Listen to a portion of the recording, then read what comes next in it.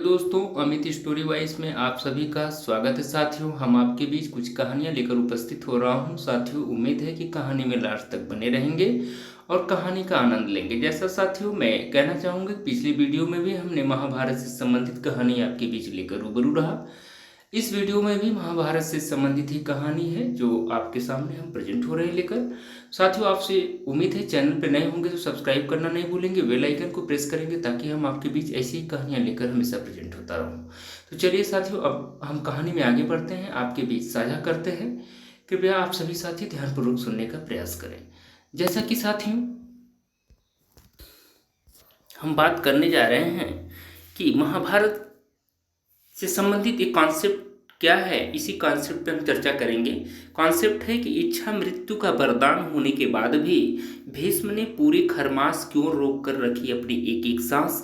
150 साल की उम्र में 58 दिनों तक मृत्यु का करते रहे इंतजार। साथियों, हम इसी कॉन्सेप्ट पे कहानी के अंत तक आप बने रहे और इसी पे हम चर्चा करेंगे।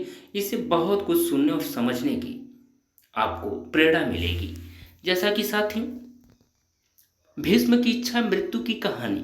महाभारत की कथा के अनुसार भीष्म को इच्छा मृत्यु का वरदान प्राप्त था साथियों, लेकिन कुरुक्षेत्र की रणभूमि पर भीष्म 58 दिनों तक पीड़ा सहते रहे थे और उन्होंने पूरे खरमास अपने प्राणों को रोक कर रखा था। जैसा कि साथियों पौराणिक मान्यता के अनुसार खरमास में सूर्य दक्षिणायन होते हैं, तेजहीन होते हैं, इसलिए भीष्म ने 58 दिनों तक इंतजार करने के बाद सूर्य उत्तरायण के दिन प्राण त्यागे। तो आइए जानते हैं महाभारत में भीष्म की इच्छा मृत्यु की पूरी कहानी डिटेल्स में विस्तृत पूर्वक। जैसा कि साथियों महाभारत में भीष्म को एक ऐसा योद्धा माना जाता है जिन्हें न्याय अन्याय का ज्ञान होने के बाद भी राजधर्म का पालन करते हुए अन्यायी कौरवों की तरफ से युद्ध करना पड़ा। महाभारत के युद्ध में भीष्म पितामह 58 दिनों तक बाणों की सैया पर लेटे रहे। उन्हें इच्छा मृत्यु का वरदान प्राप्त था, फिर भी उन्होंने प्राण नहीं त्यागे। साथियों, कई बार मन में यह सवाल आता है कि जब भीष्म को इच्छा मृत्यु का वरदान प्राप्त था तो उन्होंने इतनी पीड़ा क्यों सही। कुरुक्षेत्र की रणभूमि पर भीष्म को युद्ध के 10वें दिन अर्जुन और शिखंडी ने मिलकर बाणों से घायल किया था। साथियों, तब 150 साल के भीष्म बाणों की सैया पर पूरी खरमास 58 दिनों तक कष्ट सहते रहे थे। तो आइए जानते हैं भीष्म ने खरमास में प्राण क्यों नहीं त्यागे थे। इसके बारे में विस्तृत जानकारी हम आप सभी साथियों के बीच साझा कर रहे हैं। जैसा कि साथियों कुरुक्षेत्र की रणभूमि एक दिन में हजारों योद्धाओं का वध कर देते थे भीष्म। तो इस कॉन्सेप्ट पे भी हम चर्चा करते हैं। पॉइंट है, यानी साथियों कुरुक्षेत्र के युद्ध में भीष्म पितामह अजय थे, उनकी शक्ति से पांडव चिंतित थे।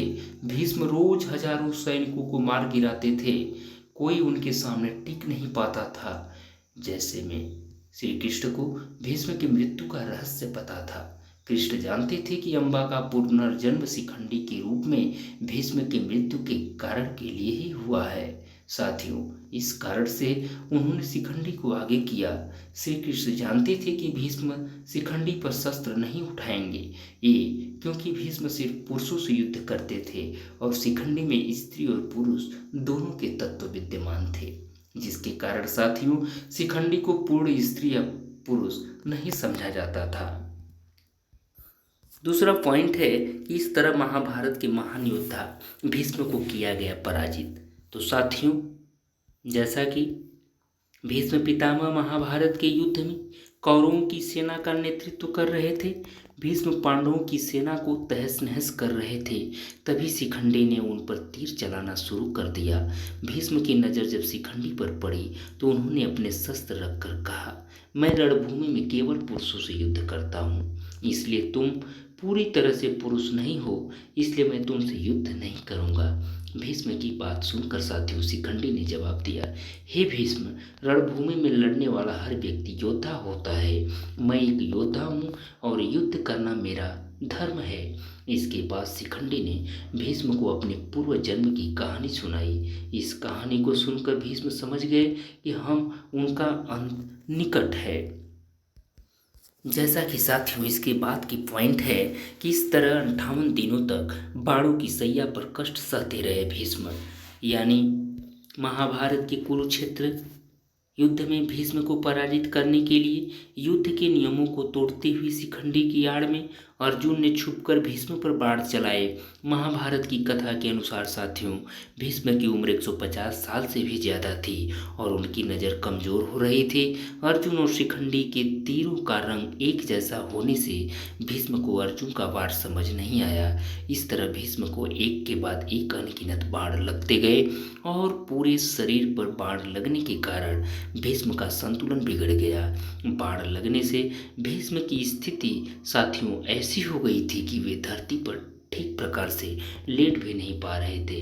ऐसे में अर्जुन ने भीष्म के लिए बाणों की सैया बनाई जिस पर भीष्म 58 दिनों तक लेटकर अपनी मृत्यु की प्रतीक्षा करते रहे। जैसा कि साथियों अगला पॉइंट में कि इच्छा मृत्यु का वरदान होने के पूरे खरमास कष्ट क्यों सहते रहे भीष्म, इस कॉन्सेप्ट पे भी हम बात करते हैं। तो साथियों महाभारत की कथा के अनुसार भीष्म को कुरुक्षेत्र युद्ध के 10वें दिन घायल किया गया था। बाणों की सैया पर लेटे भीष्म की स्थिति बहुत दयनीय थी, लेकिन फिर भी उन्होंने अपने प्राण नहीं त्यागे क्योंकि साथियों इसका कारण यह था कि खरमास के महीने में सूर्य तेजहीन होते हैं क्योंकि सूर्य दक्षिणायन होते हैं। दक्षिणायन सूर्य की दक्षिण दिशा की ओर गति को कहते हैं। धार्मिक मान्यता के अनुसार साथियों जिस व्यक्ति की मृत्यु दक्षिणायन में होती है उसे मरने के बाद नर्क की प्राप्ति होती है।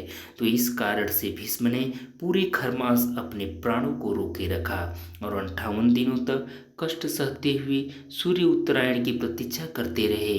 अंत में भीष्म ने साथियों उत्तरायण के दिन अपनी मां गंगा की गोद में प्राण त्याग दिए।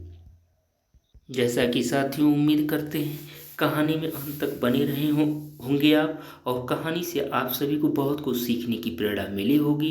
और साथ ही साथ हम उम्मीद करते हैं साथियों कि चैनल पे यदि आप नए हों तो सब्सक्राइब जरूर करिएगा, बेल आइकन को प्रेस करना नहीं भूलिएगा ताकि हम आपके बीच ऐसी ही कहानियाँ लेकर पर डे आपके बीच उपस्थित रहूँगा जिससे आपको कहानी सुनकर आनंद जरूर मिलेगा।